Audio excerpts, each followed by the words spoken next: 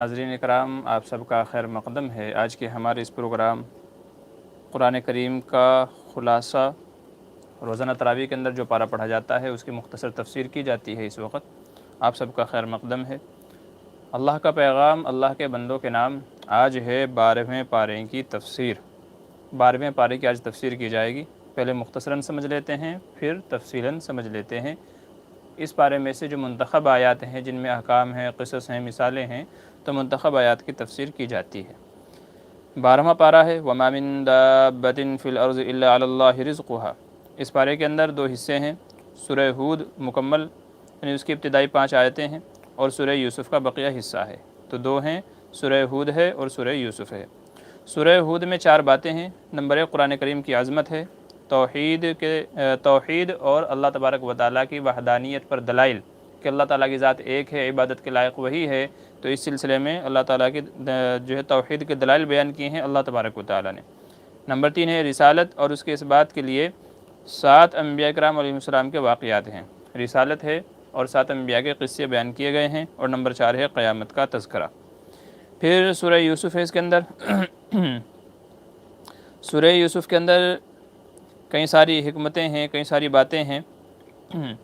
तमहीद ये है कि तमाम अम्बिया किराम के क़िस्से कुरान करीम में बिखरे हुए हैं, अलग अलग जगहों पर है, मुख्तलिफ़ जगहों पर है। लेकिन सूरह यूसुफ़ वाहिद एक ऐसी सूरत है कि जिसमें अल्लाह तबारक व तआला ने हज़रत यूसुफ़ अलैहिस्सलाम का पूरा क़िस्सा एक ही जगह पर बयान फरमाया है। तो चलिए, ये था इसके अंदर सूरह हूद और सूरह यूसुफ़। चलिए शुरू कर लेते हैं तफसीली तरीके से। वमा मिन दाब्बतिन फ़िल अर्ज़ि इल्ला अलल्लाहि रिज़्क़ुहा। इन आयतों के अंदर अल्लाह तबारक व तआला ने यह बयान किया कि रोज़ी का राज़िक़ सिर्फ़ और सिर्फ अल्लाह तबारक व तआला है, अल्लाह ही की ज़ात है। इरशाद फरमाते हैं वमा मिन दाब्बतिन फ़िल अर्ज़ि, और ज़मीन पर जो भी चलने वाले चौपाए हैं, जानवर हैं, जो भी चीज़ें हैं, इल्ला अलल्लाहि रिज़्क़ुहा, अल्लाह ही के ज़िम्मे उनको रोज़ी पहुँचाना है। व यअलमु मुस्तक़र्रहा व मुस्तौदअहा, अल्लाह ताला उनके ठिकानों को, रहने की जगहों को जानता है। कुल्लुन फ़ी किताबिम मुबीन, हर चीज़ अल्लाह तबारक व तआला ने एक खुली हुई किताब के अंदर लिखी हुई है। तो ज़मीन में जितनी भी चीज़ें हैं, जानवर हैं, चरिंदे हैं, परिंदे हैं, मूज़ी जानवर हैं, बेज़र जानवर हैं, जितनी भी मखलूक़ात दुनिया के अंदर आबाद हैं, वो चाहे समंदर के अंदर हों, वो चाहे आसमानों में हों, वो चाहे पहाड़ों में हों, वो चाहे पेड़ और दरख्तों के ऊपर हो, हर चीज़ को रोज़ी पहुँचाना किसका ज़िम्मा है? अल्लाह ताला का ज़िम्मा है। इसलिए रोज़ी से परेशान ना हों, बल्कि रोज़ी पर यकीन रखें। रोज़ी पर यकीन रख के बाद हदीस में फ़रमाया गया कि रोज़ी आदमी को इसी तरह ढूंढती है जैसे मौत ढूंढती है। इसलिए मायूस ना हो। अगर आज आपके पास रोज़ी के ज़राए नहीं हैं, असबाब नहीं हैं, तो मायूस ना हो। इंशाअल्लाह अल्लाह तबारक व तआला कल को हालात में बेहतरी पैदा फरमाएंगे और आपके हिस्से का जो रोज़ीना है, जो रिज़्क़ है, वो आपको मिल करके रहेगा। फिर अल्लाह तबारक व तआला ने तख्लीक़ कायनात के मकसद बयान फरमाया। अल्लाह ताला ने दुनिया पैदा फरमाई, और क्यों पैदा फरमाई इसको बयान फरमाया। वल्लज़ी ख़लक़स्समावाति वल अर्ज़ फ़ी सित्तति अय्याम, कि अल्लाह ताला वो ज़ात है, अल्लाह ही वो है कि जिसने ज़मीन व आसमान को पैदा किया 6 दिन में। वकाना अर्शुहु अलल माई, और उसका अर्श था इससे पहले पानी के ऊपर। क्यों पैदा किया? लियब्लुवकुम अय्युकुम अहसनु अमला, ताकि वो जान ले कि तुम में से कौन बेहतरीन अमल करने वाला है। देखें, अल्लाह तबारक व तआला ने जगह जगह ज़मीन व आसमान की पैदाइश का 6 दिन का तज़किरा फरमाया कि 6 दिन में पैदा किया। जबकि अगर अल्लाह तबारक व तआला चाहते तो सिर्फ एक लफ्ज़ के ज़रिए से एक लम्हे में पूरी दुनिया, पूरी कायनात पैदा फरमा देते। लेकिन अल्लाह ताला ने जगह जगह 6 दिन का तज़किरा फरमाया। क्यों? उलमा इसकी बजाय फरमाते हैं, इस बात को बताना मकसद है कि कामों के अंदर उजलत से काम नहीं लेना चाहिए, बल्कि आहिस्ता आहिस्ता तरतीब वार उनको जो है आदमी को अंजाम देना चाहिए। तो कामों में जल्दी नहीं करनी चाहिए, बल्कि तरतीब वार कामों को करना चाहिए, इत्मीनान से, आराम से। इसको बतलाने के लिए दूसरे इस वजह से कि ये चीज़ इंसान के मिजाज के मुताबिक है। समझ लीजिए हफ़्ते में 7 दिन हैं, तो इंसान की जो आदतें हैं, जो कामकाज हैं, वो भी 7 दिन के मरहलावार जो है आदमी उनको अंजाम देता है। इतवार को कुछ और करता है, पीर को कुछ और करता है, मंगल को कुछ और करता है। तो अल्लाह तबारक व तआला ने भी उसी निज़ाम को बनाने के लिए 6 दिन का ये निज़ाम बनाया कि 6 दिन में ये पैदा किया। तो इस वजह से, ताकि इंसान के लिए कामकाज करना, अंदाज़ा लगाना आसान हो जाए और इंसान जल्दबाजी ना करे। नहीं तो अल्लाह ताला चाहते तो एक बार कहते कुन फ़यकून, तो पूरी दुनिया पैदा हो जाती। लेकिन इस चीज़ को बताने के लिए, इस हिकमत के लिए फिर अल्लाह ने ये इतनी बड़ी दुनिया बनाई, ये कायनात बनाई। क्यों? वजह बयान फरमाई, लियब्लुवकुम अय्युकुम अहसनु अमला, ताकि वो जाने कि तुम में से कौन बेहतरीन अमल करने वाला है। अच्छे अमल करने वाला कौन है? अल्लाह को راضی کرنے والا کون ہے، عبادت کرنے والا کون ہے، تاکہ اللہ تبارک و تعالیٰ یہ جان سکے، تو اس لیے اس دنیا کو پیدا فرمایا۔ اس لیے ہم انسانوں کو چاہیے کہ اللہ تبارک و تعالیٰ کی عبادت کریں، اس کو راضی رکھنے کی کوشش کریں، نیک اعمال میں اضافہ کریں، تو ہم کو اللہ تبارک و تعالیٰ کو راضی رکھنا ہے، تاکہ دنیا بنانے کا جو مقصد ہے وہ پورا ہو جائے، مکمل ہو جائے۔ اس لیے بعض روایت میں آتا ہے کہ جب دنیا میں کوئی اللہ اللہ کہنے والا نہیں ملے گا تو دنیا کے نظام درہم برہم کر دیا جائے گا اور قیامت آ جائے گی۔ جب کوئی بھی ایمان والا باقی نہیں رہے گا، سراسر کفر ہی کفر پوری دنیا کے اندر پھیل جائے گا، تو پھر قیامت قائم ہو جائے گی۔ جب تک کہ اللہ کے نام لینے والے، اللہ کی عبادت کرنے والے ہیں، تو دنیا کا نظام چل رہا ہے۔ تو اسی کو بیان کیا کہ ہم نے دنیا بنائی، اور دنیا اس وجہ سے بنائی، اس مقصد سے بنائی، تو جب تک کہ یہ مقصد چلتا رہے گا دنیا بھی چلتی رہے گی۔ جب یہ مقصد ختم ہو جائے گا تو دنیا بھی ختم ہو جائے گی اور قیامت آ جائے گی۔ پھر نبی کریم صلی اللہ علیہ وسلم کو تسلی ہے اگلی کچھ آیات کے اندر کہ کفار جو آپ سے معجزے طلب کرتے تھے، یہ کر کے دکھاؤ، وہ کر کے دکھاؤ، یوں کرو وہ کرو، ایسا کیوں نہیں ہے، ویسا کیوں نہیں ہے، تو حضور صلی اللہ علیہ وسلم کو پریشانی ہوتی تھی، آپ کو پریشانی ہوتی تھی، تو اس کو ان آیتوں کے اندر حضور صلی اللہ علیہ وسلم کو تسلی دی گئی، اور یہ کہا گیا کہ آپ ان کے بیجا مطالبات سے اور معجزوں کی فرمائش سے پریشان نہ ہوں۔ اگر یہ ایمان لاتے ہیں تو ان کا فائدہ ہے، ایمان نہیں لاتے ہیں تو اس میں آپ کا کوئی نقصان نہیں ہے، اسی کو بیان کیا گیا۔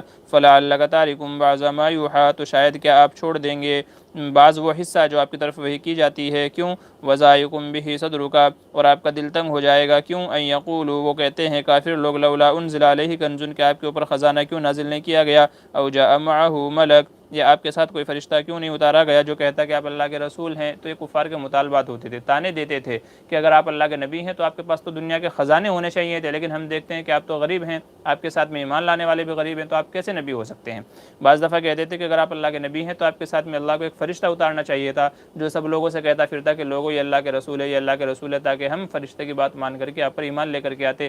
تو یہاں پر آپ کو تسلی دی گئی اور یہ کہا گیا ہے آپ ان کے تانوں سے، ان کے بیجا مطالبات سے پریشان نہ ہوں، بلکہ آپ کہہ دیجئے انما انت نذیر، میں تو ڈرانے والا ہوں، مجھے اللہ نے صرف ڈرانے کے لیے بھیجا ہے۔ اب ایمان لاؤ نہ لاؤ تو یہ تمہارے فائدے پر ہے اور یہ تمہاری چوائس ہے، لے کر کے آ جاؤ گے تمہارا فائدہ ہے، نہیں مانو گے تو تمہارا ہی نقصان ہے۔ واللہ علی کل شیء وکیل، اللہ تعالیٰ ہر چیز پر قادر ہے، وہ چاہے تو خزانے دے بھی دے گا اور وہ چاہے تو نہ دے، تو اس کی مرضی ہے۔ پھر اس پارے کے اندر حضرت نوح علیہ السلام کا کافی تفصیل سے واقعہ بیان کیا گیا ہے۔ نوح علیہ السلام نے اپنی قوم کو دعوت دی تھی، تقریباً 950 برس تک، 950 سال تک اپنی قوم کو دعوت دیتے رہے، مگر سوائے چند لوگوں کے انہوں نے ایمان قبول نہیں کیا۔ پھر حضرت نوح علیہ السلام نے دعا کی تھی، جیسا کہ سورہ نوح کے اندر ہے، 29ویں پارے کے اندر ہے، رب لا تذر، رب لا جو ہے ایسا ہے کہ یا اللہ کسی کافر کو زمین پر زندہ نہیں چھوڑنا، تو ان کی یہ دعا تھی۔ تو اللہ تبارک و تعالیٰ نے فرمایا کہ ٹھیک ہے اب بہت ہو گیا ہے، 950 سال کے بعد بھی کوئی ایمان نہیں لے کر کے آیا، تو آپ ایک کام کریں، ہم ان کو پانی کا عذاب دیں گے، آپ کشتی تیار کریں اور کشتی میں مؤمنین کو سوار کرا لیں، اور جو بھی آپ کے ساتھ ہوں گے، آپ کے گھر والے ہوں گے، ایمان والے ہوں گے، تو ہم ان کو نجات دے دیں گے، باقی سب لوگ کو غرق کر دیں گے۔ حضرت نوح علیہ السلام کشتی بناتے تھے، لیکن جہاں یہ قوم آباد تھی وہ پورا علاقہ ریتیلا اور پتھریلا علاقہ تھا، وہاں دور دور تک پانی کا نام و نشان نہیں تھا۔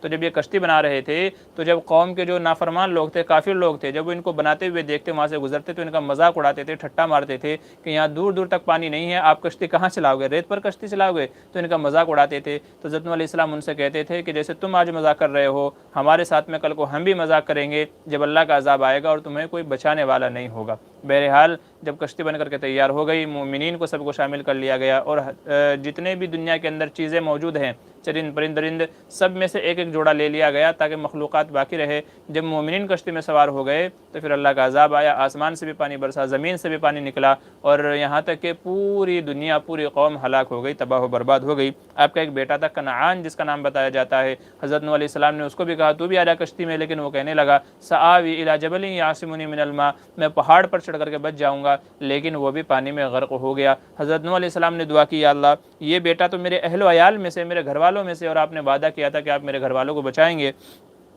اللہ تبارک و تعالیٰ نے فرمایا کہ اہل و عیال سے مراد یہ نہیں ہے جو تمہارے گھر والے ہوں، بلکہ اہل و عیال سے مراد ہے ایمان والے، تو چونکہ وہ ایمان نہیں لایا، اس نے نہیں مانا، تو وہ تمہارے اہل و عیال میں سے نہیں ہے، بلکہ تمہارے اہل و عیال مومن لوگ ہیں جو اللہ پر ایمان لائے ہیں، وہ تمہارے اہل و عیال ہیں۔ لہٰذا جو اللہ پر ایمان نہیں لایا تو وہ تمہارے گھر والوں میں سے نہیں ہے، اگر وہ ہلاک ہو گیا ہے تو آپ کو اس کے اوپر افسوس نہیں ہونا چاہیے۔ تو تقریباً 7 دن تک پانی برسا، آسمان سے بھی زمین سے بھی، پوری دنیا غرق ہو گئی، تباہ و برباد ہو گئی۔ بعض علماء نے لکھا ہے کہ وہ پہلا موقع تھا جب پوری دنیا ٹھپ ہو گئی تھی، پوری دنیا ٹھپ ہو کر کے رہ گئی تھی، وہ پہلا موقع تھا۔ اور دوسرا موقع یہ کرونا ہے کہ اس کرونا کی وجہ سے بھی پچھلے 1 سال سے پوری دنیا ٹھپ ہے، بند ہے، پروازیں معطل ہے، ہوائی جہاز، دنیا کے نظام، کاروبار، سب چیزیں ٹھپ ہو گئی ہیں اور دنیا پریشان ہے۔ تو وہ پہلا موقع تھا جب حضرت نوح علیہ السلام کی قوم پر عذاب آیا کہ پوری دنیا غرق ہو گئی تھی، ڈوب گئی تھی۔ اسی لیے نوح علیہ السلام کو آدم ثانی کہا جاتا ہے، یعنی دوسرا باپ۔ ہمارے پہلے باپ حضرت آدم علیہ السلام ہیں، دوسرا باپ حضرت نوح علیہ السلام کو کہا جاتا ہے۔ چونکہ پوری دنیا ڈوب گئی تھی تو نسل انسانی کا سلسلہ انہی سے چلا ہے، حضرت نوح علیہ السلام اور آگے ان کے جو 3 بیٹے تھے ان سے پوری دنیا کا جو ہے سلسلہ چلا ہے، تو ان کو کیا کہا جاتا ہے؟ دوسرا باپ کہا جاتا ہے، آدم ثانی کہا جاتا ہے حضرت نوح علیہ السلام کو۔ تو یہ پورا واقعہ تفصیل سے یہاں پر ذکر کیا گیا ہے۔ وَلَقَدْ أَرْسَلْنَا نُوحًا إِلَىٰ قَوْمِهِ، اور تحقیق کہ ہم نے بھیجا نوح علیہ السلام کو ان کے قوم کی طرف، انی لکم نذیر مبین، انہوں نے کہا بے شک میں تو تم کو ڈرانے والا ہوں، اللہ تعبدوا الا اللہ، تم عبادت نہ کرو مگر اللہ کی، انی اخاف علیکم عذاب یوم علیم، بے شک میں تمہارے اوپر ایک دردناک دن کے عذاب کا ڈر رکھتا ہوں۔ فقال الملأ الذین کفروا من قومه ما نراک الا بشرا مثلنا، تو قوم کے لوگوں نے کہا کہ ہم تو تم کو اپنے جیسا ہی انسان دیکھتے ہیں، اور ہم یہ بھی دیکھتے ہیں کہ تمہاری جو پیروی کرنے والے ہیں ذلیل لوگ ہیں، کمتر لوگ ہیں، گھٹیا درجے کے ہیں، غریب لوگ ہیں۔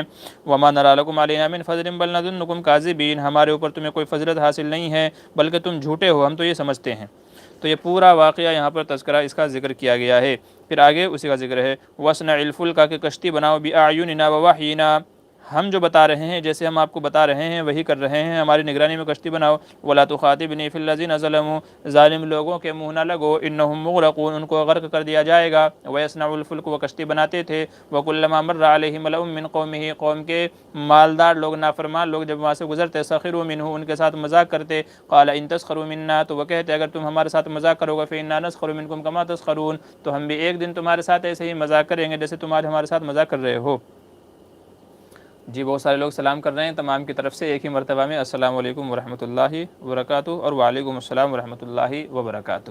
جی سب حضرات کا خیر مقدم ہے، تفسیر سنتے جائیے اور اللہ کے احکامات سنتے جائیے۔ حتی اذا جاء امرنا، پھر اللہ کا عذاب آیا، وفارت التنور، اور زمین کے نیچے سے تنور ابل پڑا، پانی نکل پڑا زمین سے۔ قلنا احمل فیہا، ہم نے حضرت نوح علیہ السلام سے کہا کہ اس میں من کل زوجین اثنین واہلک، کہ اپنے گھر والوں کو اور دنیا کی تمام مخلوقات میں سے ایک ایک جوڑا لے لو، الا من سبق علیہ القول ومن آمن، جو ایمان لے کر کے آ گئے، وما آمن معه الا قلیل، مگر ان کے ساتھ تھوڑے سے ایمان لے کر کے آئے۔ وقال ارکبوا فیہا بسم اللہ مجریہا ومرساہا، انہوں نے کہا سوار ہو جاؤ لوگو، اس میں اللہ کے نام سے اس کا چلنا ہے، اسی کے نام سے رکنا ہے۔ پھر آگے حضرت نوح علیہ السلام کے بیٹے کے ڈوبنے کا واقعہ ہے۔ وَنَادَى نُوحٌ ابْنَهُ، اور نوح علیہ السلام نے پکارا اپنے بیٹے کو، وَكَانَ فِي مَعْزِلٍ يَا بُنَيَّ ارْكَب مَعَنَا، اے بیٹے ہمارے ساتھ سوار ہو جاؤ، وَلَا تَكُن مَعَ الْكَافِرِينَ، اللہ کے نافرمانوں میں سے نہیں ہونا۔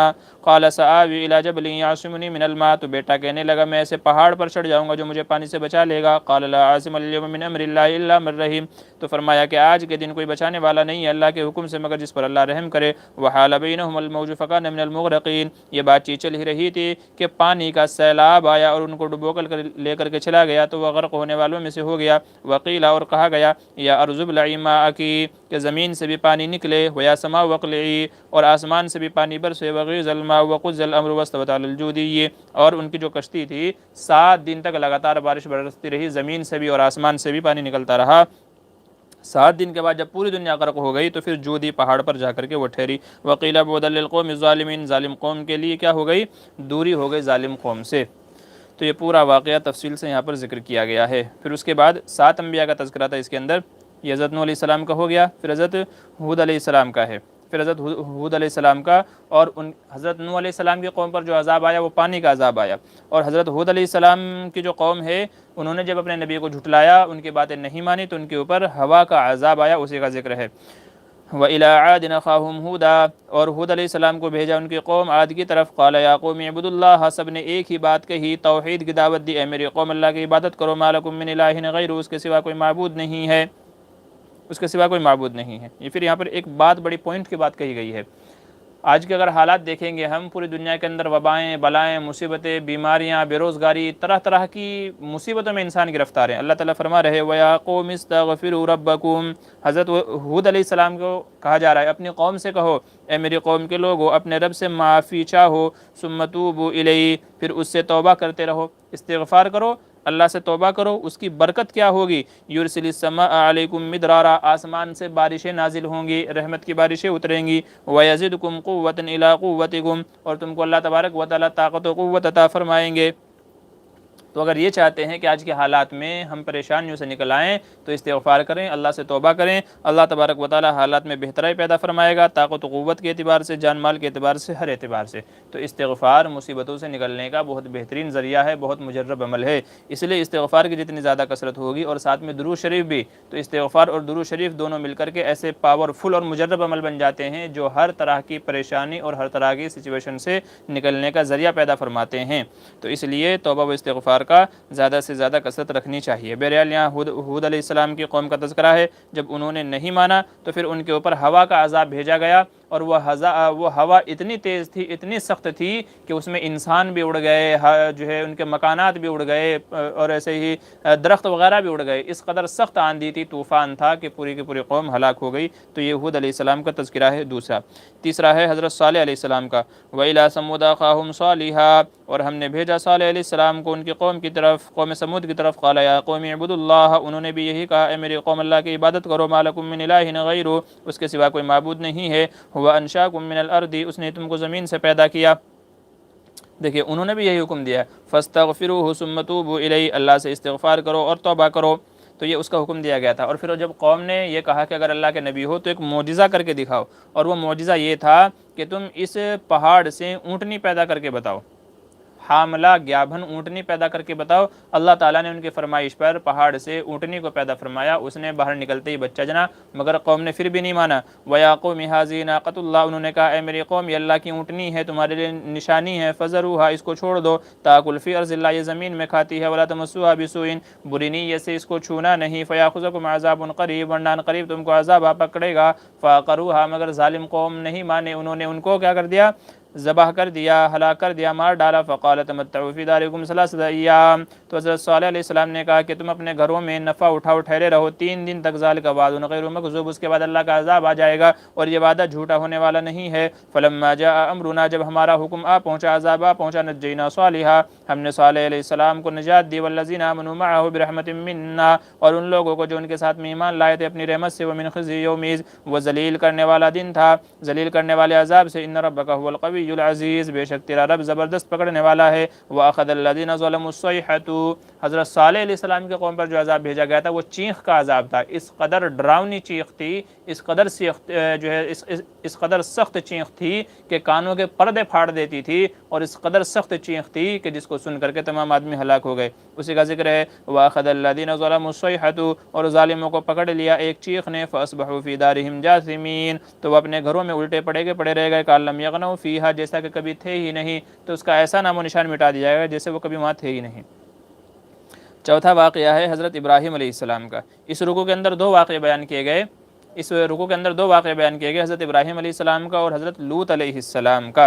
حضرت ابراہیم علیہ السلام کا واقعہ یہ ہے کہ ان کے پاس فرشتے آئے، تو جب فرشتے آئے وہ انسانوں کی شکل میں تھے، تو انہوں نے ان کی مہمان نوازی کی، ایک بچڑا ذبح کر کے ان کے سامنے رکھا، مگر انہوں نے ہاتھ نہیں بڑھایا، کھایا نہیں۔ تو وہ پریشان ہو گئے کہ یہ کیا معاملہ ہے، میرے گھر میں مہمان آئے ہیں، میں نے ان کے سامنے کھانا رکھا ہے لیکن وہ کھا نہیں رہے ہیں۔ تو انہوں نے بتایا اب گھبرائیں نہیں، ہم اللہ کی طرف سے فرشتے ہیں، اس لیے ہم کھانا نہیں کھاتے، چونکہ فرشتے کھانے پینے سے پاک ہیں۔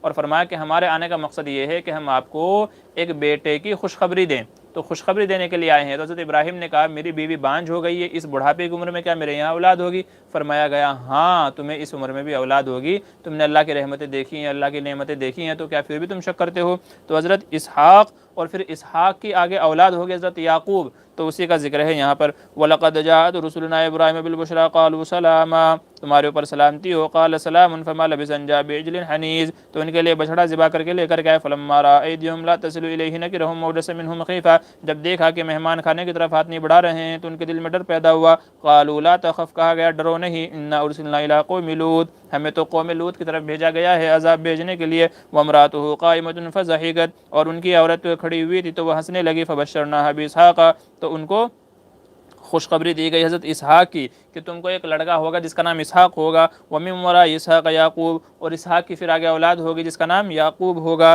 قالت یا ویلتا، تو وہ کہنے لگی، حضرت ابراہیم کی اہلیہ کہنے لگی، یا ویلتا االد وانا عجوز، میں تو بوڑھی ہوں، کیا میں بچے جنوں گی؟ وہذا بالی شیخا، اور یہ میرا شوہر بھی کیا بوڑھا ہو گیا ہے۔ ان ھذا لشیء عجیب، بڑی عجیب بات کہہ رہے ہو، تو بڑھاپے میں کیسے اولاد ہوگی؟ قالوا تعجبین من امر اللہ، تو فرشتے کہنے لگے کیا تم اللہ کے حکم پر تعجب کر رہے ہو؟ کیا تمہیں تعجب ہو رہا ہے؟ نہیں، ایسا نہیں ہوگا، بلکہ اللہ تعالیٰ تم کو اولاد دیں گے۔ اور پھر آگے ان کو اولاد ہوئی ہے تو اس کا تذکرہ ہے۔ تو ایک مقصد تو یہ تھا، جو فرشتے آئے تھے ان کے دو مقصد تھے، ایک مقصد تھا حضرت ابراہیم کو اولاد کی بشارت دینا، خوشخبری دینا، اور دوسرا مقصد تھا حضرت لوط علیہ السلام کی قوم پر عذاب نازل کرنا، چنانچہ آگے اس کا تذکرہ ہے، لوط علیہ السلام کا تذکرہ ہے۔ ان کی قوم پر جو عذاب آیا، حضرت لوط علیہ السلام کی قوم پر جو عذاب آیا وہ پتھروں کا تھا، پتھروں کا عذاب تھا کہ پتھر برسے اور ان کی بستی کو زمین سے ایسے نیچے سے اٹھایا، آسمان پر لے جایا گیا اور لے جا کر کے پٹخ دیا گیا ان کو عذاب کے تعلق سے، چونکہ ان کی جو قوم کا گناہ تھا وہ کیا تھا؟ ہم جنس پرستی۔ ہم جنس پرستی کا مطلب یہ ہے کہ مرد مرد سے خواہش پوری کرتا تھا پیچھے کے راستے میں، تو اس کی وجہ سے ان کو اتنا دردناک عذاب دیا گیا۔ بلکہ بعض روایت میں یہاں تک لکھا ہوا ہے کہ جب ان کے قوم پر عذاب آیا پتھروں کا، بعض روایتوں میں لکھا ہوا ہے کہ ہر شخص کے نام کا پتھر اللہ تبارک و تعالیٰ کی طرف سے تھا کہ یہ پتھر فل آدمی کو جا کے لگے گا۔ تو اس موقع پر قوم لوط میں سے بعض لوگ مکہ کے اندر آئے ہوئے تھے حج کرنے، طواف کرنے کے لیے، تو کہتے ہیں جب تک وہ طواف کی حالت میں رہے تو وہ پتھر ان کے آسمان پر معلق رہے، ان کے سروں پر معلق رہے، جیسے ہی وہ حرم سے باہر نکلے تو وہ فوراً پتھر ان کے سروں پر پڑے جس سے وہ ہلاک ہو گئے۔ تو ہر شخص کے نام کا پتھر آیا ہوا تھا۔ تو یہ اتنا گھناؤنا جرم ہے، علماء لکھتے ہیں کہ جتنا سخت عذاب قوم لوط کو دیا گیا تھا کسی کو نہیں دیا گیا۔ ان کے اوپر پتھروں کی بارش ہوئی، چیخ ان کے اوپر آئی، ہوا کو ان کے اوپر بھیجا گیا اور پوری بستی کو اوپر لے جا کر کے پلٹ کر کے مار دیا گیا، اوندھا کر کے۔ تو اس جتنا سخت عذاب اس قوم پر آیا ہے کسی قوم پر نہیں آیا۔ اس لیے جو یہ قوم لوط والا عمل ہے، ہم جنس پرستی والا جو یہ عمل ہے کہ مرد کا مرد سے خواہش پوری کرنا، یہ بہت ہی گھناؤنا اور بہت ہی بڑا جرم ہے۔ جن لوگوں کے اندر یہ بری وبا ہے تو ان کو بچنا چاہیے، اسی کا تذکرہ ہے۔ وَلَمَّا جَاءَتْ رُسُلُنَا لُوطًا سِيَّ بِهِمْ وَضَاقَ بِهِمْ ذَرْعًا وَقَالَ هَذَا يَوْمٌ عَصِيبٌ وَجَاءَهُ قَوْمُهُ يُهْرَعُونَ إِلَيْهِ وَمِن قَبْلُ كَانُوا يَعْمَلُونَ السَّيِّئَاتِ۔ تو یہ حضرت ابراہیم علیہ السلام کے پاس یہ فرشتے لوط علیہ السلام کے پاس آئے اور بڑے حسین و جمیل خوبصورت نوجوانوں کی شکل میں تھے۔ تو چونکہ قوم لوط کے اندر یہ برائی جو ہے عام تھی، تو جب انہوں نے یہ دیکھا کہ لوط علیہ السلام کے یہاں بڑے حسین و جمیل نوجوان آئے ہیں تو وہ ان کے گھر کی طرف بھاگے کہ ان سے بھی ہم اپنی غلط خواہشوں کو اور گندے خواہشوں کو پورا کریں گے۔ تو اسی کا ذکر ہے، وَمِن قَبْلُ كَانُوا يَعْمَلُونَ السَّيِّئَاتِ، اس سے پہلے بھی برے عمل کرتے تھے اور یہ کہا ان کو ہمیں دے دو تاکہ ہم ان کے ساتھ بدفعلی کر سکیں، برائی کر سکیں۔ حضرت لوط علیہ السلام نے کہا قَالَ يَا قَوْمِ هَؤُلَاءِ بَنَاتِي، یہ میری لڑکیاں ہیں، لڑکیوں سے خواہش پوری کرو۔ خواہش پوری کرنی ہے تو لڑکیوں سے کرو نا، کیونکہ مقام وہی ہے، تو عورتوں سے خواہش پوری کی جاتی ہے، لڑکوں سے نہیں۔ قال یا قوم هؤلاء بناتی ہن، یہ میری لڑکیاں ہیں، اطہر لکم، یہ تمہارے لیے حلال ہیں، فاتقوا اللہ ولا تخزونی فی ضیفی، اللہ سے ڈرو میرے مہمانوں کے سامنے مجھے شرمندہ نہ کرو۔ الیس منکم رجل الرشید، کیا تم میں سے کوئی نیک بندہ نہیں ہے، سمجھدار بندہ نہیں ہے؟ قالوا لقد علمت ما لنا فی بناتک من حق، تو لوگ کہنے لگے تم جانتے ہو کہ ہمیں تمہاری لڑکیوں میں کوئی انٹرسٹ نہیں ہے، ہمیں ان سے کوئی مطلب نہیں ہے۔ وَإِنَّكَ لَتَعْلَمُ مَا نُرِيدُ، اور بے شک تم جانتے ہو کہ ہم کیا چاہتے ہیں۔ قَالَ لَوْ أَنَّ لِي بِكُمْ قُوَّةً، تو حضرت لوط علیہ السلام نے کہا کہ اگر میرے پاس کوئی طاقت و قوت ہوتی، او آوی إِلَىٰ رُكْنٍ شَدِيدٍ، یا کوئی میرے پاس مضبوط پناہ گاہ ہوتی تو میں آج تم سے لڑتا اور اپنے مہمانوں کی حفاظت کرتا۔ چونکہ تب تک حضرت لوط علیہ السلام کو نہیں پتا تھا کہ جو مہمان آئے ہیں یہ فرشتے ہیں اور یہ عذاب لے کر کے آئے ہیں، تو وہ ڈر رہے تھے کہ قوم کے لوگ، ظاہر سی بات ہے میرے پاس کوئی پاور نہیں ہے کہ میں ان کو روک سکوں، اگر وہ زبردستی پر آ گئے تو میرے مہمانوں کو پکڑ کر کے ان کے ساتھ بدفعلی کریں گے۔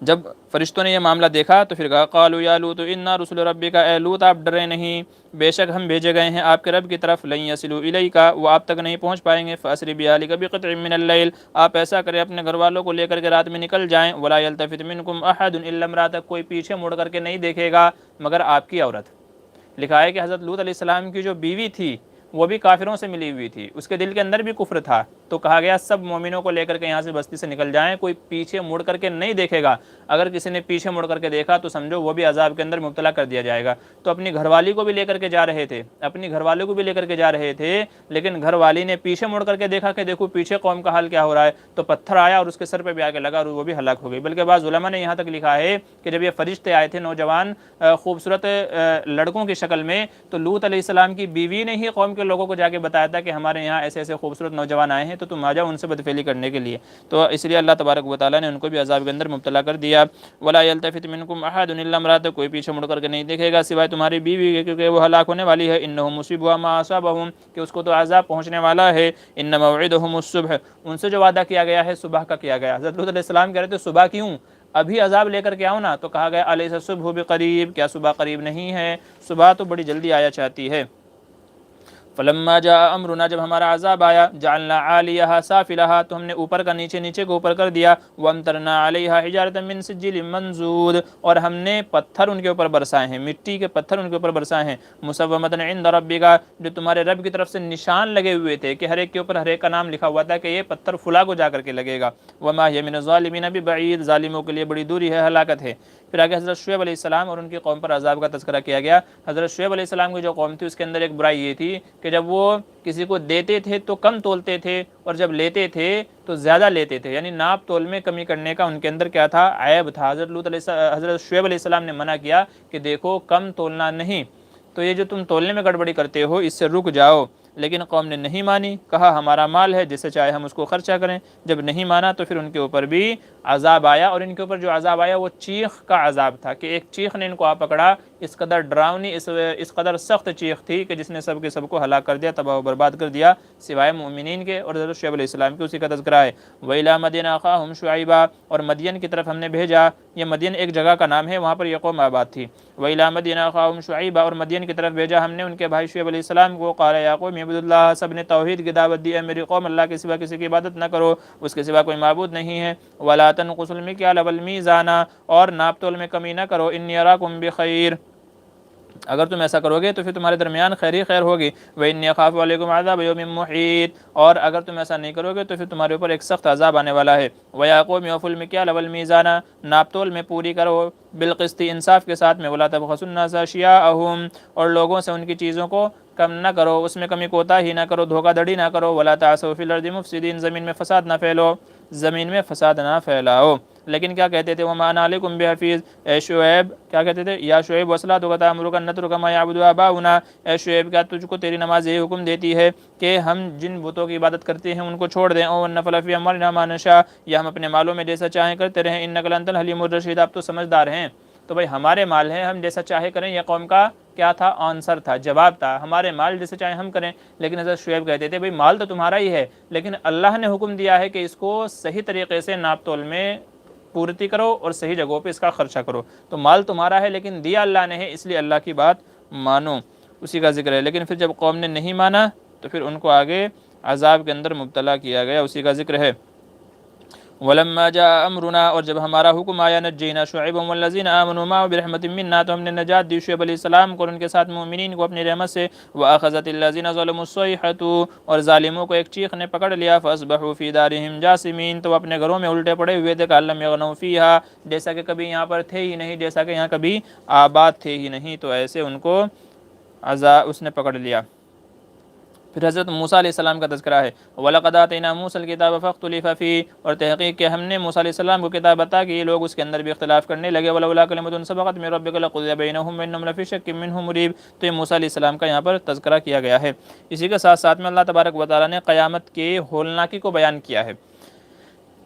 وَمَا نُؤَخِّرُهُ إِلَّا لِأَجَلٍ مَّعْدُودٍ يَوْمَ يَأْتِي لَا تَكَلَّمُ نَفْسٌ إِلَّا بِإِذْنِهِ، ایک دن ایسا آئے گا کہ اللہ کی اجازت کے سوا کوئی بھی بات نہیں کر پائے گا۔ فَمِنْهُمْ شَقِيٌّ وَسَعِيدٌ، یعنی قیامت کے دن تو کچھ لوگ بدبخت ہوں گے، کچھ لوگ نیک بخت ہوں گے، کچھ لوگ وہ ہوں گے جو نعمتوں کے اندر ہوں گے، وہ خوش بخت ہوں گے، اور کچھ لوگ وہ ہوں گے جو عذابات کے اندر ہوں گے، وہ بدبخت ہوں گے۔ فرمایا گیا فمنہم شقی و سعید، نیک لوگ ہوں گے، برے لوگ ہوں گے۔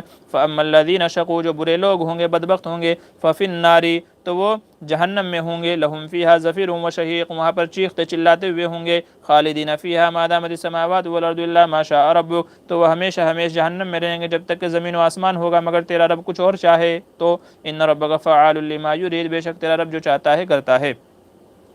یہاں پر علماء نے ایک بات بیان فرمائی ہے کہ جو یہاں کہا گیا نا کہ جہنمی لوگ جہنم میں رہیں گے جب تک کہ زمین و آسمان ہے، تو جب قیامت آئے گی تو زمین و آسمان تو توڑ پھوڑ دیے جائیں گے۔ تو فرماتے ہیں کہ یہ زمین و آسمان نہیں ہوں گے جو دنیا کے ہیں، دنیا کے زمین و آسمان کو تو توڑ پھوڑ دیا جائے گا، بلکہ قیامت میں دوسری قسم کے آسمان و زمین ہوں گے، وہ ہمیشہ ہمیش والے ہوں گے۔ ان کی کیفیت کیسی ہے کیسی نہیں ہے ہم نہیں جانتے، بلکہ اللہ تعالیٰ فرما رہے ہیں کہ زمین و آسمان جب تک رہیں گے، مطلب یہ ہے کہ وہ ہمیشہ ہمیش رہیں گے۔ رہ گئے بات یہ جو ہمارے سروں پر آسمان ہے، تو جیسے یہ قیامت آئے گی تو ان کو توڑ پھوڑ دیا جائے گا، ان کو ختم کر دیا جائے گا۔ تو برے لوگوں کے بارے میں بتایا کہ جب تک زمین و آسمان ہے تو وہ بھی ہمیشہ ہمیش جہنم میں رہیں گے۔ خالدین فیہا ما دامت السماء، ہمیشہ رہیں گے۔ واما الذین سعدوا، اور جو نیک لوگ ہوں گے، جو نیک لوگ ہوں گے، خوش قسمت لوگ ہوں گے، ففی الجنت، وہ جنت کے اندر ہوں گے۔ خالدین فیہا ما دامت السماوات والارض الا ما شاء ربک عطاء غیر مجذوذ، تو جب تک کہ زمین و آسمان رہے گا تب تک کہ وہ جنت کے اندر ہوں گے۔ عطاء غیر مجذوذ، ان کو ایسی نعمتیں دی ہوں گی، ان کو ایسی نعمتیں دی جائیں گی کہ جو کبھی ختم ہونے والی نہیں ہوں گی۔ اسی کا تذکرہ ہے۔ پھر نبی کریم صلی اللہ علیہ وسلم کو حکم ہے، چونکہ کئی سارے انبیاء کے واقعات بیان کیے گئے، تقریباً 7 انبیاء کا تذکرہ کیا گیا، پھر حضور صلی اللہ علیہ وسلم کو استقامت کا حکم دیا گیا۔ استقامت کا حکم دیا گیا کہ آپ استقامت کے ساتھ میں دین پر جمے رہیے، قائم رہیے، جیسے یہ دوسرے انبیاء جن کے واقعات بیان کیے گئے تھے یہ استقامت پر تھے، یہ استقامت پر تھے، اس لیے آپ بھی جمے رہیں، ڈٹے رہیں، کفار کے طعنوں سے پریشان ہو کر کے، الزامات سے پریشان ہو کر کے، بیجا مطالبات کے فرمائشوں سے پریشان ہو کر کے بددل نہیں ہونا ہے، بلکہ اپنے کام کے اندر لگے رہنا ہے۔ اور استقامت کا مطلب یہ ہے عبادات ہیں، معاملات ہیں، معاشرت ہیں، اخلاق ہیں، ہر ایک میں آپ کو استقامت کے ساتھ رہنا ہے۔ استقامت کا مطلب یہ ہے پابندی کے ساتھ میں، جیسے اللہ تبارک و تعالیٰ کا حکم ہے۔ بلکہ بعض روایت میں آتا ہے کہ جب حضور صلی اللہ علیہ وسلم کے بال سفید ہو گئے تھے تو صحابہ نے کہا یا رسول اللہ آپ کی عمر اتنی نہیں ہوئی ہے لیکن آپ کے بال سفید ہو گئے، کیوں ایسا؟ تو آپ نے فرمایا شیبنی ہود، مجھے سورہ ہود اور اس جیسے کئی ساری صورتوں نے بوڑھا کر دیا جس میں کہا گیا کہ جمے رہیے فاستقم، استقامت، تو استقامت بہت بڑی چیز ہے، وہی حکم دیا گیا ہے فاستقم، آپ استقامت کے ساتھ ڈٹے رہیں، کما امرتا، جیسا کہ آپ کے رب نے آپ کو حکم دیا ہے، ومن تاب معک، اور وہ لوگ بھی استقامت پر قائم رہیں جو آپ کے ساتھ ایمان لے کر کے آئے ہیں، جنہوں نے توبہ کی ہے، ولا تطغوا، حد سے نہ بڑھیں، نافرمانی نہ کریں، انہ بما تعملون بصیر، بے شک اللہ تعالیٰ تمام باتوں کو جاننے والا ہے، دیکھنے والا ہے۔ پھر آگے چل کر کے اس کے بعد کی آیت میں 3 حکم دیے گئے ہیں، 3 چیزوں کا حکم دیا گیا ہے۔ نمبر 1 نماز کے اوقات، کہ نماز کے اوقات کیا ہیں، اور 4 نمازوں کا تذکرہ کیا گیا ہے، اور نماز کیوں قائم کی جاتی ہے، نماز کیوں پڑھی جاتی ہے، نیکی کیوں کی جاتی ہے، تو اس کا تذکرہ کیا۔ تو 3 حکم ہیں۔ نمبر 1 واقیم الصلاۃ، اور نمازوں کو قائم کرو، نماز قائم کرنے کا حکم ہے۔ پھر آگے ذکر ہے نمازوں کے اوقات کا، 4 نمازوں کا وقت بیان کیا گیا، واقیم الصلاۃ، اور نمازوں کو قائم کرو، طرفی النہار، دن کے 2 کناروں پہ، دن کے 2 کنارے، علماء فرماتے ہیں کہ دن کے 2 کناروں سے مراد فجر کی نماز ہے اور عصر کی نماز ہے، اور بعض علماء کہتے ہیں کہ فجر کی نماز ہے اور مغرب کی جو ہے نماز مراد ہے۔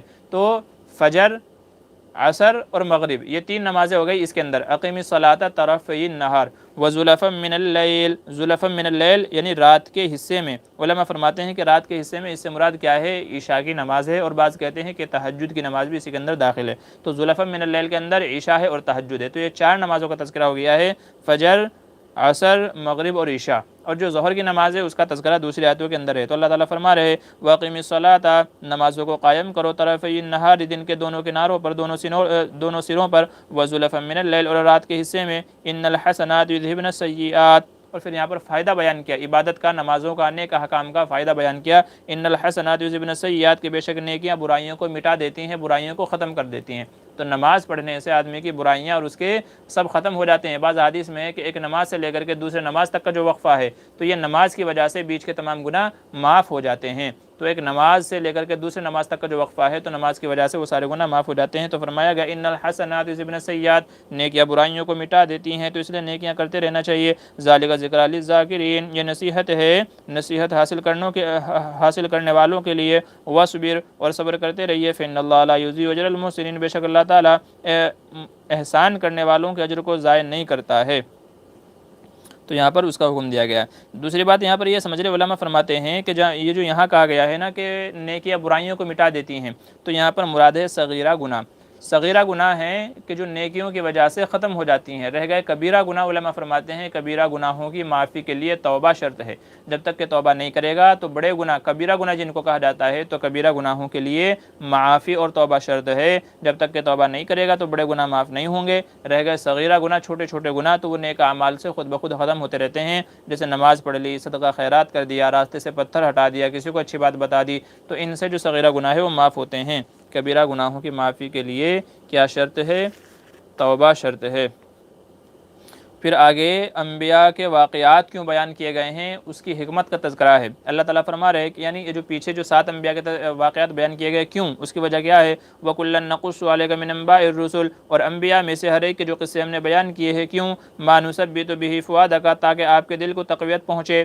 وَجَاءَكَ فِي هَٰذِهِ الْحَقُّ وَمَوْعِظَةٌ وَذِكْرَىٰ لِلْمُؤْمِنِينَ، اور اس کے اندر عبرت بھی ہے اور نصیحت بھی ہے مومنین کے لیے۔ تو یہ باتیں سچ بھی ہیں اور یہ واقعات ہم نے اس لیے بیان کیے ہیں تاکہ آپ کا دل طاقتور ہو جائے، قوی ہو جائے کہ پہلے نبیوں کو بھی تکلیفیں دی گئی تھی، پریشان کیا گیا تھا، تو اگر ایسے ہی میری قوم کے لوگ مجھے تکلیف دیں تو آپ کو گھبرانا نہیں، ڈرنا نہیں ہے، پیچھے نہیں ہٹنا ہے، بلکہ ثابت قدم رہنا ہے استقامت کے ساتھ میں۔ دوسرے کیس میں عبرت ہے، لوگوں کے لیے عبرت ہے کہ اگر وہ اللہ کی اور اس کے رسول کی بات نہیں مانیں گے تو ان کا انجام کیسا ہوا، اور نصیحت ہے اس کے اندر کہ لوگ نصیحت حاصل کریں۔ تو عبرت کے لیے، نصیحت کے لیے اور دلوں کی تسلی کے لیے یہ واقعات ہم نے بیان کیے ہیں، اسی کا تذکرہ ہے۔ ہاں، سورہ یوسف شروع ہوتی ہے، سورہ ہود مکمل ہو گئی ہے، سورہ یوسف شروع ہوتی ہے۔ سورہ یوسف بھی مکی صورت ہے اور اس کے اندر یوسف علیہ السلام کا واقعہ ہے، تفصیلی واقعہ ہے۔ اس بنیاد پر اس کا نام سورہ یوسف رکھ دیا گیا ہے۔ سورہ یوسف اس کا نام رکھ دیا گیا ہے چونکہ یوسف علیہ السلام کا واقعہ ہے اس کے اندر تفصیلی، اور حضرت یوسف علیہ السلام کا ہی یہ خصوصی ہے، یہ انہی کا خاصہ ہے کہ اللہ تبارک و تعالیٰ نے پوری ایک سورت ان کے نام سے نازل فرمائی اور ترتیب وار ان کا پورا سارا واقعہ بیان کیا۔ جبکہ دیگر انبیاء کے جو قصے ہیں، آدھا یہاں ہے، آدھا وہاں ہے، آدھا وہاں ہے، تو ٹکڑے ٹکڑے تھوڑا تھوڑا کر کے بیان کیا۔ سورہ یوسف میں حضرت یوسف علیہ السلام کا پورا قصہ ترتیب سے تفصیل کے ساتھ میں بیان فرمایا ہے، اور اس کے اندر کئی ساری باتیں ہیں، چنانچہ اس کے اندر آگے ہے کہ نحن نقص علیک احسن القصص، کہ ہم آپ کے اوپر بہترین قصہ، احسن قصص اس کو جو کہا گیا ہے، بہترین، سب میں بہترین قصہ۔ علماء فرماتے ہیں کہ احسن قصص کہنے کی اس کی وجہ یہی ہے چونکہ اس کے اندر نصیحت بھی ہے، اس کے اندر عبرت بھی ہے، اور حکومت کیسے کرنی ہے اس کا بھی واقعہ ہے، خواب کی تعبیر کے حکام بھی ہیں، خواب کی تعبیر کے سلسلے کے اندر بھی ہیں، اور بے شمار چیزیں اس کے اندر بیان کی گئی ہیں، تو اس وجہ سے اسے احسن قصص کہا گیا ہے۔ سورہ یوسف نازل کیوں ہوئی، اس کا پس منظر کیا ہے؟ علماء نے لکھا ہے کہ یہود نے آپ سے سوال کیا تھا، یہود نے آپ سے سوال یہ کیا تھا کہ بنو اسرائیل فلسطین سے مصر جا کر کے کیوں آباد ہو گئے تھے؟ چونکہ بنی اسرائیل میں جو اکثر انبیاء آئے ہیں تو وہ فلسطین کے اندر آئے ہیں، ملک شام کے اندر آئے ہیں، فلسطین کے اندر آئے ہیں، ملک شام کے اندر آئے ہیں۔ تو یہودیوں کا یہ سوال تھا کہ آخر کیا وجہ تھی کہ فلسطین چھوڑ کر کے بنو اسرائیل مصر جا کر کے آباد ہو گئے تھے، کس وجہ سے؟ ان کا اس سوال کا مقصد یہ تھا کہ بنی اسرائیل کی تاریخ اور ہسٹری کہیں محفوظ نہیں ہے، لکھی ہوئی نہیں ہے، اور حضور پڑھنا جانتے بھی نہیں ہے، تو کسی سے پوچھ بھی نہیں پائیں گے، اس لیے ہمیں حضور کی تکذیب کرنے میں، حضور کو جھٹلانے میں آسانی ہو جائے گی، چونکہ آپ کو معلوم نہیں پڑے گا اور آپ اس سوال کا جواب نہیں دے پائیں گے، تو اس وجہ سے یہود نے یہ سوال کیا تھا۔ حضور نے فرمایا تھا رک جاؤ، میں اس کا جواب دوں گا انشاءاللہ۔ تو اللہ تبارک و تعالیٰ کی طرف سے وحی نازل ہوئی جس میں سورہ یوسف علیہ السلام کا پورا تفصیلی واقعہ بیان کیا گیا اور یہود کے اعتراض کا جواب دیا گیا، اور پورا تفصیلی واقعہ بیان کیا گیا تاکہ ان کو سمجھ میں آ جائے کہ حضور سچے نبی ہیں اور جو یہ کہہ رہے ہیں وہ اللہ تبارک و تعالیٰ ہی کی طرف سے ہے اور وحی کے ذریعے سے ہی وہ بتایا جا رہا ہے۔ جی، نیز یہ ہے کہ حضرت یوسف علیہ السلام میں اور حضور صلی اللہ علیہ وسلم میں کچھ باتوں میں مشابہت ہے۔ یہ سورہ یوسف جو نازل کی گئی اس میں حضور کو تسلی بھی ہے کہ جیسے یوسف علیہ السلام کے بھائیوں نے ان سے حسد کیا تھا اور ان کے مقابلے میں پھر اللہ تبارک و تعالیٰ نے ان کو فتح عطا فرمائی تھی، تو ایسے ہی اللہ تبارک و تعالیٰ نے حضور صلی اللہ علیہ وسلم کو بھی کفار کے مقابلے میں فتح عطا فرمائی جب مکہ فتح ہو گیا تھا، اور جیسے یوسف علیہ السلام نے اپنے بھائیوں کو معاف کر دیا تھا تو فتح مکہ کے موقع پر حضور صلی اللہ علیہ وسلم نے بھی سب کو معاف فرما دیا تھا۔ تو حضور میں اور حضرت یوسف علیہ السلام میں کچھ باتوں میں مشابہت ہے تو ان کا تذکرہ بھی کیا گیا ہے یہاں پر، اور ایک اعتبار سے تسلی حضور کو دی گئی ہے کہ دیکھیں آپ کا اور ان کا واقعہ کیا ہے، ملتا جلتا ہے، لہٰذا آپ گھبرائیں نہیں، ڈریں نہیں۔ جی بنی اسرائیل، سورہ بنی اسرائیل آئے گی تو وہاں پر اس کو جو ہے انشاءاللہ بیان کریں گے بنی اسرائیل کے تعلق سے۔ جی تو اس میں حضور صلی اللہ علیہ وسلم کو تسلی دی گئی ہے اور آپ کو راحت پہنچائی گئی ہے کہ دیکھیں آپ گھبرائیں نہیں، تو یہاں پر سورہ یوسف علیہ السلام کے اندر اس کا تذکرہ ہے۔ جی حضرت یوسف علیہ السلام نے ایک خواب دیکھا تھا بچپن کے اندر کہ 11 ستارے اور چاند سورج مجھے سجدہ کر رہے ہیں، تو اپنے والد صاحب سے واقعہ بیان کیا تو والد صاحب سمجھ گئے، جو حضرت یعقوب علیہ السلام سمجھ گئے، حضرت یعقوب علیہ السلام سمجھ گئے تھے کہ میرا یہ بیٹا بڑی شان والا ہے، لیکن یہ کہا کہ اپنے بھائیوں سے تذکرہ نہ کرنا، کہیں ایسا نہ ہو کہ وہ حسد کرنے لگے، لیکن بھائیوں سے بتا دیا یا ان کو کہیں سے پتہ چل گیا تو انہوں نے ایک پلان بنایا کہ ان کو دور کر دے والد صاحب سے، چونکہ علماء نے لکھا ہے کہ ان کے جو 10 بھائی تھے الگ سے وہ دوسری ماں سے تھے، اور حضرت یوسف علیہ السلام اور آپ کے بھائی بنیامین یہ الگ ماں سے تھے، اور یہ دونوں حسین و جمیل تھے، خوبصورت تھے، تو چونکہ دوسری ماں سے تھے اور حضرت یوسف علیہ السلام آگے چل کر کے نبی ہونے والے تھے، اور حضرت یعقوب علیہ السلام نے یہ بات محسوس کر لی تھی تو خصوصی ان کے اوپر توجہ دیتے تھے، خصوصی ان سے محبت تھی جس کی وجہ سے دوسرے بھائی جلتے تھے، تو پلان بنایا کہ ان کو باپ سے دور کیا جائے، چنانچہ ان کو کھیلنے کے بہانے لے کر کے گئے اپنے ساتھ میں اور ان کو جا کر کے کنویں میں ڈال دیا، پھر کنویں میں سے ایک جو قافلہ مصر کی طرف جا رہا تھا اس قافلے نے ان کو اٹھایا، ان کے ہاتھ ان کو بیچ دیا 10 درہم میں یا 20 درہم میں، اور یہ کہا کہ ہمارا بھگوڑا غلام ہے، تو ان کو بیچ دیا جس کو عزیز مصر نے خریدا، اور پھر جب یہ بڑے ہو گئے تو عزیز مصر کی بیوی کا ان کے اوپر دل آ گیا، پھر زنا ان کے ساتھ میں کرنا چاہا، اللہ نے حفاظت فرمائی، پھر یہ جیل کے اندر چلے گئے، پھر جیل میں جا کر کے 2 قیدی تھے، انہیں خواب آیا، ان کے خواب کی تعبیر بیان کی، اور پھر یہ بادشاہ وقت نے ایک خواب دیکھا جس کی تعبیر انہوں نے بتائی، پھر ان کو جیل سے چھوڑا گیا، اور پھر جب قحط سالی آ گئے تھے جو خواب کی تعبیر تھی، جب قحط سالی آئے تو وہ بھائی بھی ان کے پاس آ گئے، تو پورا تفصیلی واقعہ یہاں پر بیان کیا گیا ہے، میں کچھ جگہوں سے آپ کو پڑھ کر کے سنا رہا ہوں، مشہور واقعہ ہے، ہم سب نے پڑھا ہوگا۔ قال یا بنیا، حضرت یعقوب علیہ السلام نے کہا اے میرے بیٹے، لا تقصص رؤیاک علی اخوتک، اپنے بھائیوں سے اپنے اس خواب کا ذکر نہیں کرنا، فیکیدوا لک کیدا، تو وہ تیرے لیے مکر کریں گے، ان الشیطان للانسان عدو مبین، بے شک انسان کیا ہے، شیطان کا کھلا ہوا دشمن ہے، لیکن بھائیوں کو پتہ لگ گیا، تو انہوں نے کیا کہا، لقد کان فی یوسف واخوته للسائلین اذ قالوا لیوسف واخوه احب الی ابینا منا ونحن عصبہ، کہ بڑے ہم لوگ ہیں، طاقتور ہم لوگ ہیں، تو والد صاحب کو ہم سے محبت ہونی چاہیے تھی، ان سے نہیں ہونی چاہیے تھی، تو انہوں نے کیا پلان بنایا، ان کو جا کر کے کہیں کنویں میں ڈال دیتے ہیں، اقتلوا یوسف، کہ یوسف کو قتل کر دو، او اطرحوه ارضا یخل لکم وجه ابیکم وتکونوا من بعدہ قوما صالحین، کہیں دور دراز زمین میں ڈال کر کے آ جاتے ہیں تو تمہارے باپ کی محبت خالص تمہارے لیے ہو جائے گی، اور اس کے بعد پھر تم توبہ کر لینا۔ قال قائل منہم، تو ان میں سے کہنے والے نے کہا، علماء کہتے ہیں یہ بڑا بھائی تھا یہودا، اس کا دل گوارا نہیں کیا کہ اس کو قتل کیا جائے، لا تقتلوا یوسف، یوسف کو قتل نہ کرو، والقوه فی غیابۃ الجب، کسی اندھیرے کنویں میں ڈال کر کے آ جاؤ، یلتقط بعض سیارۃ ان کنتم فاعلین، تو کوئی قافلہ کر کے اٹھا لے گا، کہیں اور دور لے کر کے چلا جائے گا، اگر تم کو یہی کرنا ہے، کرنے کا ارادہ کر لیا ہے، ٹھان لیا ہے تو پھر ایسا کرو۔ پھر حضرت یعقوب علیہ السلام سے کہا کہ ان کو ہمارے ساتھ بھیج دو، تو بھیج دیا، فلما ذهبوا به واجمعوا يجلوا في غيابة الجب واوحينا اليه لتنبئنهم بامرهم هذا وهم لا يشعرون، کنویں کے اندر ڈال دیا ان کو، ہم نے یوسف علیہ السلام کو تسلی دی، اللہ تعالیٰ فرما رہے ہم نے تسلی دی، واوحينا اليه لتنبئنهم بامرهم هذا وهم لا يشعرون، کہ ہم آپ کو اس مقام تک پہنچائیں گے کہ وہ لوگ محسوس بھی نہیں کر سکیں گے، اور یہ بھائی روتے ہوئے آئے، وجاءوا اباهم عشاء يبكون، والد صاحب کے پاس روتے ہوئے آئے، قالوا يا ابانا انا ذهبنا نستبق، بے شک ہم دوڑ لگاتے ہوئے چلے گئے تھے، ایک دوسرے سے سبقت کرتے ہوئے چلے گئے تھے، وترکنا یوسف عند متاعنا، یوسف کو ہم نے اپنے سامان کے پاس چھوڑ دیا تھا، فاکلہ الذئب، اس کو شیر کھا گیا، بھیڑیا کھا گیا، وما انت بمؤمن لنا ولو كنا صادقین، آپ تو ہماری باتوں کا یقین نہیں کریں گے اگرچہ ہم سچی کیوں نہ بول رہے ہوں، وجاءوا علی قمیصه بدم كذب، اور وہ ان کے کرتے پر جھوٹا خون لگا کر کے لے کر کے آئے، قال بل سولت لكم انفسكم امرا فصبر جمیل، وہ سمجھ گئے کہ میرے بیٹے کا خون نہیں ہے بلکہ کسی جانور کا خون ہے، تو کہا گیا تم ایک معاملہ گھڑ کر کے لائے ہو۔ اچھا یہ لوگ چھپ چھپ کر کے دیکھتے تھے کہ ہم نے بھائی کو کنویں میں تو ڈال دیا، اب اس کو کون سا قافلہ لے کر کے جا رہا ہے، تو چھپ چھپ کر کے دیکھتے تھے، وجاءت سیارۃ، نے قافلہ آیا، فارسلوا واردہم فادلی دلوا، تو انہوں نے پانی نکالنے کے لیے کنویں میں ڈول ڈالا، تو حضرت یوسف علیہ السلام ڈول پکڑ کر کے باہر آ گئے، قال یا بشری ھذا غلام، تو انہوں نے کہا بھائی خوشخبری ہو تمہیں، تو یہ غلام ایک بچہ مل گیا، وسروہ بضاعہ، اس کو چھپا لیا، واللہ علیم بما یعملون، وشروہ بثمن بخس دراہم معدودۃ، تو جب بھائیوں نے جو چھپ کے دیکھ رہے تھے، جب یہ دیکھ لیا کہ قافلے والوں نے ان کو اٹھا لیا، تو دوڑے ہوئے ان کے پاس آئے اور یہ کہا یہ ہمارا غلام تھا جو بھاگ گیا تھا، ہم اس کو بیچنا چاہتے ہیں، بڑا نافرمان غلام ہے، چوری کرنے والا غلام ہے، تو اگر جو ہے آپ اس کو خریدنا چاہتے ہیں، ہم اس کو بیچنا چاہتے ہیں، اگر آپ کو خریدنا ہے یا تو ہمیں واپس کرو، اگر خریدنا ہے تو 10 درہم یا 20 درہم لے لو۔ انہوں نے لے کر کے ان کو بیچ دیا، اسی کا ذکر ہے وَشَرَوْهُ، اور ان کو بیچ دیا بِثَمَنٍ بخس دراہم معدودہ، چند دراہم کے بدلے میں، وَكَانُوا فِيهِ مِنَ الزَّاهِدِينَ۔ یہ قافلہ مصر جا رہا تھا، مصر پہنچ گیا، مصر کے بازار میں غلام کے حیثیت سے حضرت یوسف علیہ السلام کو بیچ دیا، اور خریدا کس نے؟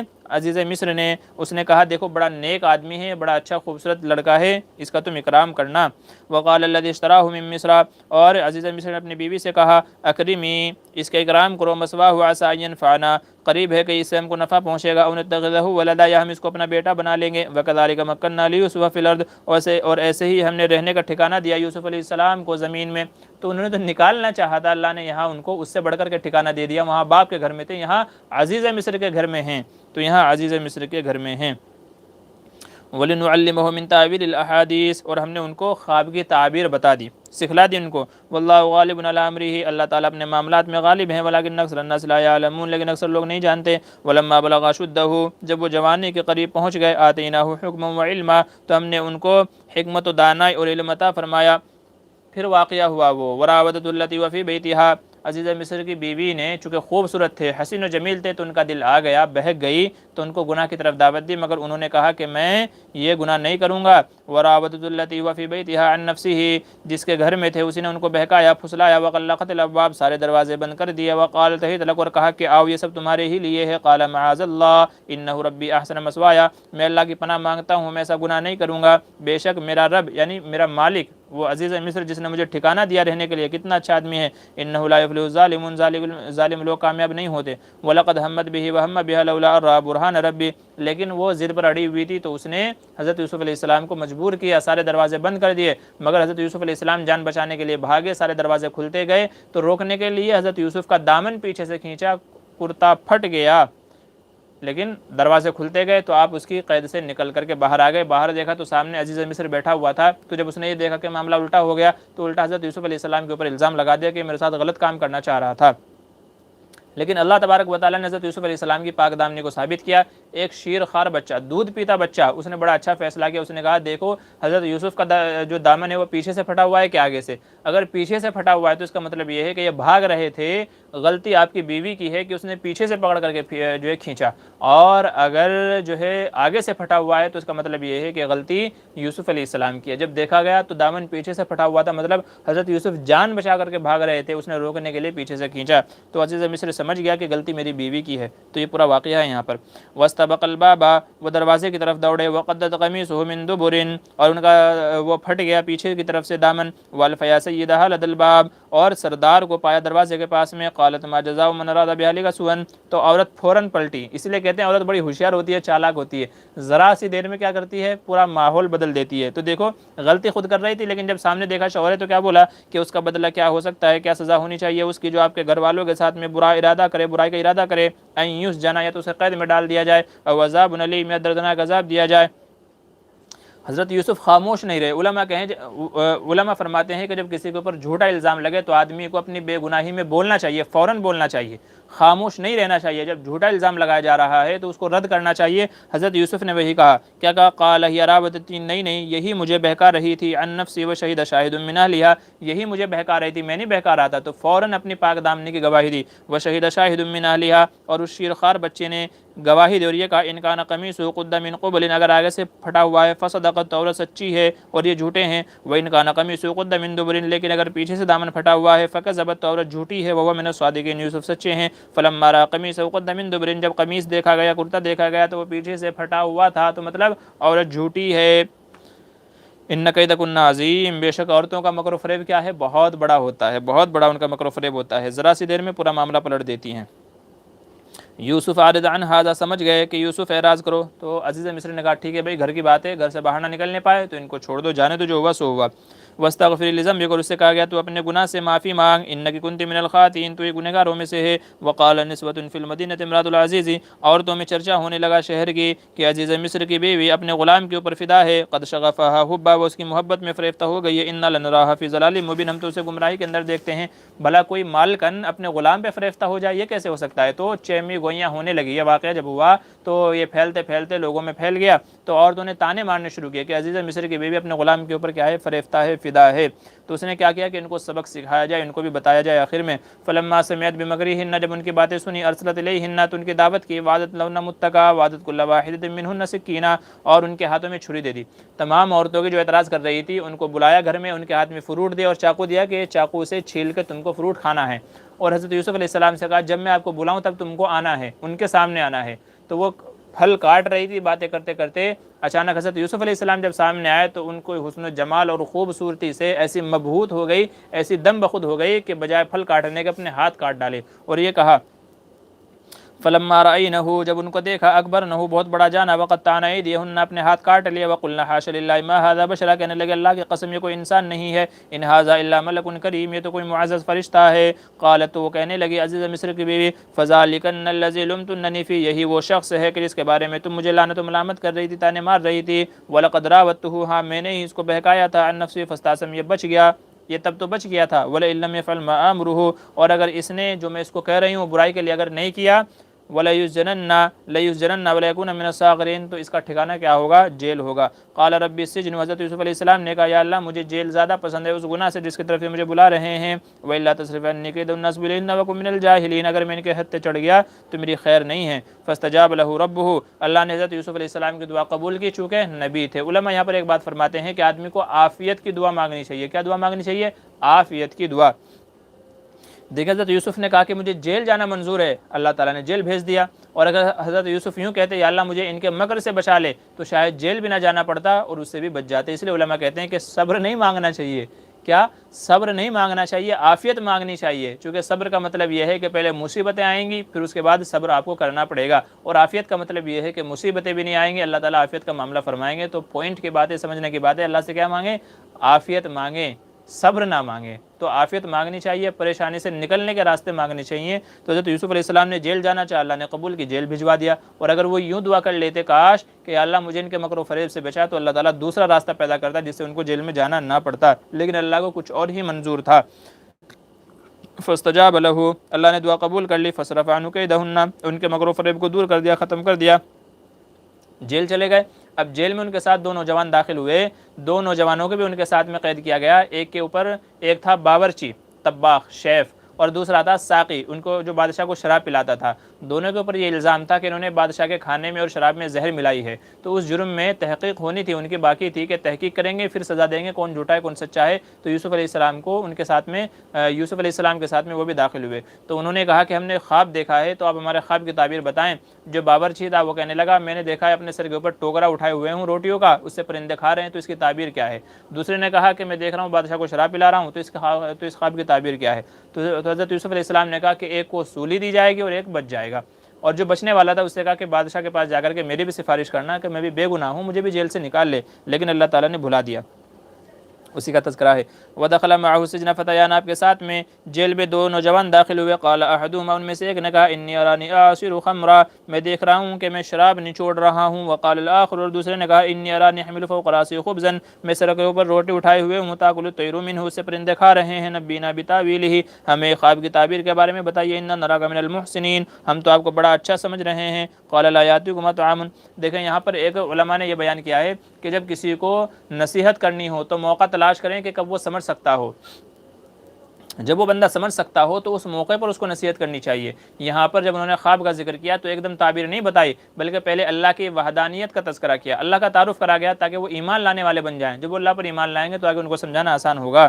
تو یہاں پر اسی کا تذکرہ ہے، انی ترکت ملت قوم لا یؤمنون باللہ، میں نے ایسے لوگوں کو چھوڑ دیا ہے جو اللہ پر ایمان نہیں رکھتے اور وہ کافر ہیں۔ واتبعت ملت آبائی، یعنی موحد اور توحید کو ان کو دعوت دی، پھر ان کو خواب کی تعبیر بتائی۔ یا صاحبی السجن، اے میرے قید کے ساتھیو، ارباب متفرقون خیر من اللہ الواحد القہار، تم مجھے بتاؤ تو صحیح کہ کیا الگ الگ کئی سارے خدا بہتر ہیں یا ایک اللہ جو زبردست ہے؟ ما تعبدون من دونہ الا اسماء سمیتموها، اسی کی عبادت کرنی چاہیے، کیوں؟ کیونکہ وہی تمہارے اوپر کیا کرتا ہے؟ چیزوں کو نازل فرماتا ہے، رحم و کرم کا معاملہ فرماتا ہے۔ ان الحکم الا للہ، حکم تو کس کا ہے؟ اللہ ہی کا ہے۔ امر اللہ تعبدوا الا ایہ، اسی کی عبادت کرنی چاہیے۔ ذالک الدین القیم، یہی سیدھا راستہ ہے۔ ولکن اکثر الناس لا یعلمون، لیکن اکثر لوگ جانتے نہیں ہیں۔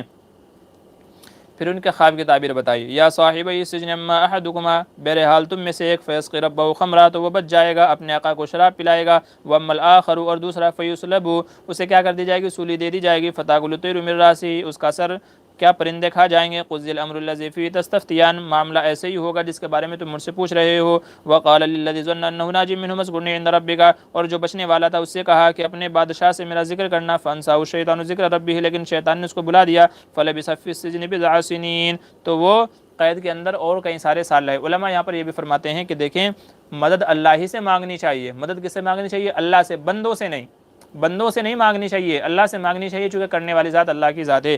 دیکھیں یہاں حضرت یوسف علیہ السلام نے اس غلام سے کہا تھا جو وہ قیدی تھا جیل کے اندر، اس سے کہا تھا، تو اس قیدی سے کہا تھا کہ بادشاہ سے جا کے میرا ذکر کرنا۔ اگر کاش اللہ سے دعا کرتے کہ یا اللہ مجھے باہر نکلنے کا راستہ کوئی بتا دے، باہر نکلنے کے اسباب و سامان پیدا کر دے، تو اللہ تعالیٰ مدد فرماتے، لیکن بجائے اللہ سے کہنے کے بندے سے کہا، تو اس لیے اور جیل میں رہنا پڑا کئی سال، پھر اس کے بعد جا کر کے جیل سے چھٹکارا ہوا ہے۔ تو اس لیے علماء فرماتے ہیں کہ ہر معاملے میں اللہ سے مدد مانگنی چاہیے اور اللہ ہی سے اس مصیبت سے، پریشانی سے نکلنے کا راستہ تلاش کرنا چاہیے، اللہ ہی سے مانگنا چاہیے۔ تو اس سے کہا، تو حضرت یوسف نے کہا تھا، اس بندے سے کہا تھا، لیکن وہ بھول گیا، شیطان نے بلا دیا۔ پھر چونکہ جیل سے نکالنا تھا، بادشاہ بنانا تھا، تو اس کا ذریعہ پیدا کیا کہ بادشاہ وقت کو ایک خواب آیا۔ خواب کیا تھا سنیے، وقال الملک، بادشاہ نے کہا، انی اری سبع بقرات سمان یاکلہن سبع عجاف، میں دیکھ رہا ہوں کہ 7 دبلی پتلی گائیں 7 موٹی گایوں کو کھا گئی ہیں، وسبع سنبلات خضر واخر یابسات، اور 7 گیہوں کی ہری بالیاں ہیں اور 7 خشک ہیں۔ یا ایھا الملأ، اے میرے سردارو، میری قوم کے لوگ، افتونی فی رؤیایا، میرے خواب کی تعبیر بتاؤ، ان کنتم لرؤیا تعبرون، اگر تم خواب کی تعبیر بتا سکتے ہو تو۔ قالوا اضغاث احلام، ان لوگوں کو سمجھ میں نہیں آیا تو کہنے لگے تو فالتو کے خواب ہیں۔ وما نحن بتاویل الاحلام بعالمین، اس طرح کے خوابوں کی تعبیر ہم نہیں جانتے۔ اتفاق سے وہ شخص بھی وہاں کھڑا ہوا تھا، چونکہ وہ ساقی تھا، شراب پلانے والا تھا، تو اس کو یاد آ گیا کہ یہ لوگ غلط کہہ رہے ہیں، ایک بندہ ہے ایسا جو اس خواب کی تعبیر بتا سکتا ہے، اس کو یاد آ گیا۔ وقال الذی نجا منہما، اور کہا اس شخص نے کہ جس نے نجات پائی تھی ان دونوں میں سے، وادکر بعد امتین، اور اس کو ایک زمانے کے بعد یاد آیا، انا انبئکم بتاویلہ، میں تمہیں اس خواب کی تعبیر بتاؤں گا، فارسلون، مجھے جیل میں جانے دو۔ یوسف علیہ السلام کے پاس آئے، معافی مانگی کہ میں بھول گیا تھا، دیکھو بادشاہ نے ایسا خواب دیکھا ہے، اگر تم بتا دو گے تو پھر کیا ہوگا، تمہاری بھی ضمانت ہو سکتی ہے، تم باہر آ سکتے ہو، تو ہمیں اس خواب کی تعبیر بتاؤ۔ تو حضرت یوسف علیہ السلام نے اس کی تعبیر بتائی، کیا؟ قال تزرعون 7 سنین دابا، کہ پہلے تم 7 سال کھیتی باڑی کرو گے، فما حصدتم فذروه في سنبله الا قليلا مما تاكلون، اور اس کو محفوظ کرنے کا طریقہ بتایا کہ دیکھو 7 سال تک غلہ محفوظ نہیں رہے گا، سڑ جائے گا، گل جائے گا، تو تم کیا کرنا، بالیوں میں سے گیہوں کے دانے نہیں نکالنا، بلکہ بالیوں سمیت اس کو اسٹور کرنا، محفوظ کرنا۔ فما حصدتم، جو تم کھیتی کرو گے، فذروه في سنبله، تو اسے بالیوں میں ہی چھوڑ دو، الا قليلا مما تاكلون، جتنا کھانا ہو اتنا نکال لینا۔ نہیں تو ہم کیا کرتے ہیں، بھوسے میں سے، یعنی جب گیہوں ہوتے ہیں تو اس کو ہم لوگ وہ کر لیتے ہیں، نکال لیتے ہیں تو بھوسا رہ جاتا ہے، تو فرمایا کہ گیہوں کا جو دانہ ہے، جو اس کا درخت ہے، پودا ہے، اس کو نکالنا نہیں، جو کا تو رکھ لینا، اسٹاک کر لینا، جتنا کھانا ہوگا صرف اتنا نکالنا، توڑنا اور اس سے کھا لینا، نہیں تو کیا ہو جائے گا، وہ سڑ جائے گا۔ تو اس کا ایک طریقہ بھی بتایا۔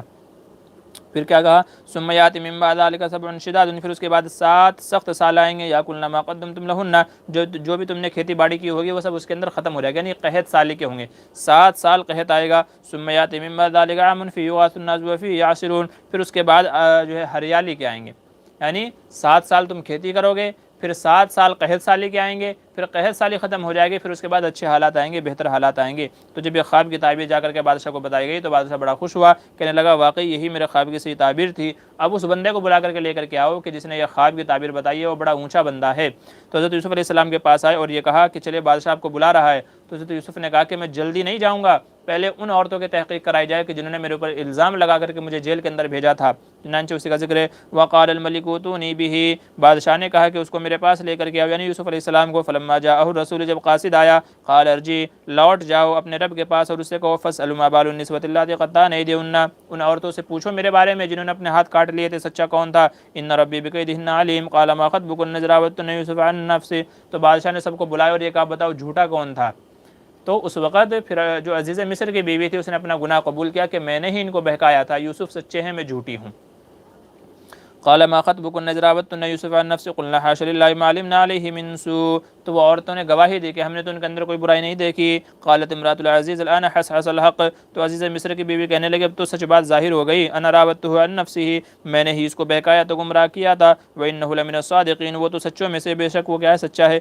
ذالک لیعلم، اللہ تعالیٰ فرما رہے ہیں کہ ہم نے یوسف علیہ السلام کی پاک دامنی اس لیے ثابت کی، انی لم اخنہ بالغیب وان اللہ لا یہدی کید الخائنین، کہ جو دھوکہ کرتے ہیں کسی کے ساتھ میں خیانت کرتے ہیں ہم ان کے ساتھ میں اچھائی کا معاملہ نہیں کرتے، ہم ان کو ہدایت نہیں دیتے۔ تو یہ تھا یوسف علیہ السلام کا قصہ، تھوڑا قصہ باقی ہے 13ویں پارے کے اندر ہے، وہ انشاءاللہ کل۔